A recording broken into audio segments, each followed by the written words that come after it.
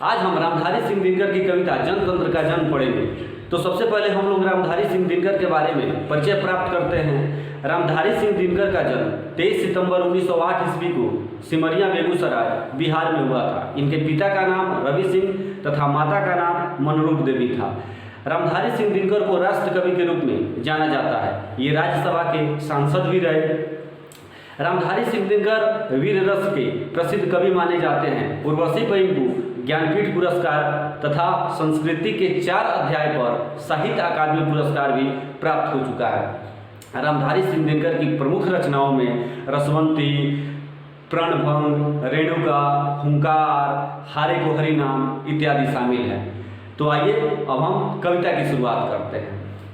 सदियों की ठंडी बुझी राख सुबुगा उठी, सदियों की ठंडी बुझी राख सुबुगा उठी, मिट्टी सोने का ताज पहर निठलाती है। दो राह समय के रथ का घर घर नाद सुनो, सिंहासन खाली करो कि अब जनता आती है।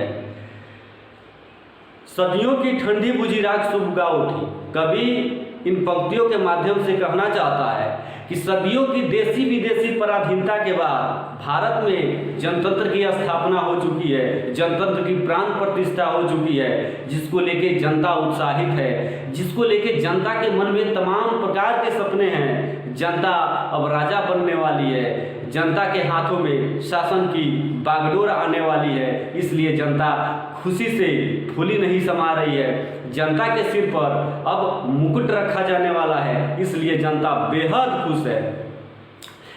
अब जब अंग्रेजों का समय चल रहा था, शासन चल रहा था, उस समय रामधारी सिंह दिनकर वीर रस की कविताएं लिखते थे, इसलिए इन्हें राष्ट्र कवि की उपाधि भी दी गई है। तो अंग्रेजों को एक तरह से शासन से बेदखल करने का संदेश दिनकर जी इस कविता के माध्यम से देते हैं कि सिंहासन खाली करो, तुम्हारा समय अब खत्म हो गया, अब जनता का समय आने वाला है, जनतंत्र की प्राण प्रतिष्ठा हो चुकी है। तो अब जो शासन करने वाले लोग हैं वे पूछते हैं कि जनता, कभी कहते हैं कि हाँ, मिट्टी की अबोध मूरतें वही, जाड़े पाले की कसक सदा सहने वाली, जब अंग अंग में लगे सांप हो चूस रहे, फिर भी मुंह खोल दर्द न कहने वाली। जनता सचमुच बहुत वेदना सहती है, जनता सुख दुख सहती है। जनता मिट्टी की अबोध मूर्तों के समान है, जिसे कोई एहसास नहीं होता। शासक या नेता जिस प्रकार से चाहे जनता का इस्तेमाल अपने फायदे के लिए करते हैं। तो फिर कहता है कि जनता, हाँ, कभी कहते हैं कि हाँ, लंबी बड़ी जीभ की वही कसम, जनता सचमुच बहुत वेदना सहती है। सो ठीक, मगर इस पर जनमत क्या है, जनता इस पर क्या कहती है। कभी कहता है कि अब आइए जनता से पूछा जाए कि उस मुद्दे पर जनता के क्या विचार है, जनता इस मुद्दे पर क्या कहती है। तो कभी कहता है, जनता हो फूल जिसे एहसास नहीं, जनता हो फूल जिसे एहसास नहीं, जब चाहो तभी उतार सजा लो दोनों में, अथवा कोई दुधमुही जिसे बहलाने के जंतर मंतर सीमित हो 4 खिलौनों में। कभी कहता है कि लोकतंत्र में जनता फूल के समान होती है, जिसे एहसास नहीं होता कि नेता या शासक उसका इस्तेमाल किस प्रकार से कर रहे हैं। जनता का शोषण होता है, फिर भी जनता कुछ नहीं कहती है। जनता निश्चित रूप से फूल के समान होती है, फूल के समान नाजुक होती है, जिसे स्थिति का या परिस्थिति का कोई ज्ञान नहीं होता।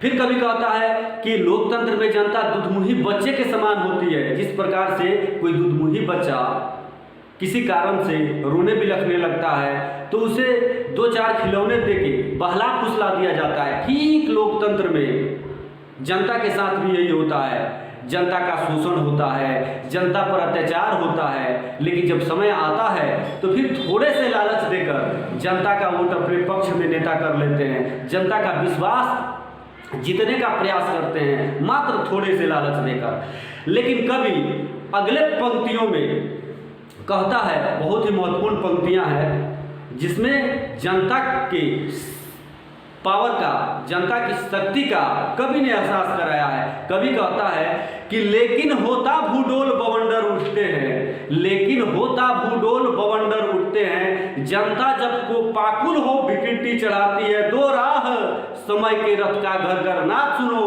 सिंहासन खाली करो कि अब जनता आती है। कवि कहता है कि यही जनता जब शोषण से, अत्याचार से तंग आ जाती है, जब उब जाती है, जब गुस्से में आके अपनी विकृति चढ़ाती है, तब कहती है कि अब सिंहासन खाली करो, तुम्हारा समय गया, अब शासन जनता का होगा। कभी आगे कहता है हुंकारों से महलों की नींव उखड़ जाती, जनता जब हुंकार भरती है तो बड़े बड़े महलों की नींव डगमगाने लगती है, बड़े बड़े नेताओं की कुर्सी डगमगाने लगती है।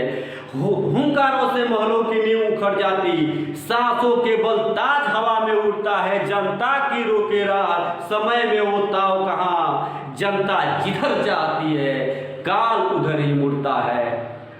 इन पंक्तियों के द्वारा कवि रामधारी सिंह दिनकर ने जनतंत्र में जनता की शक्ति का एहसास कराया है कि जनता जब हुंकार भरती है तो बड़े बड़े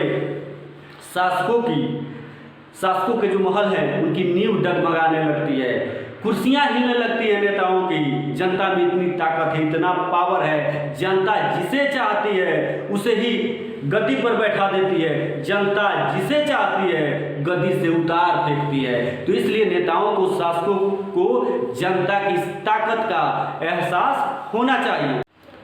अब मेरा यह वीडियो यहीं पर समाप्त होता है। अगर आपको पूरी कविता सुननी हो तो थोड़ा सा इंतजार कीजिए, बहुत जल्द मैं इसका पार्ट 2 लेकर आऊँगा। तब तक के लिए धन्यवाद।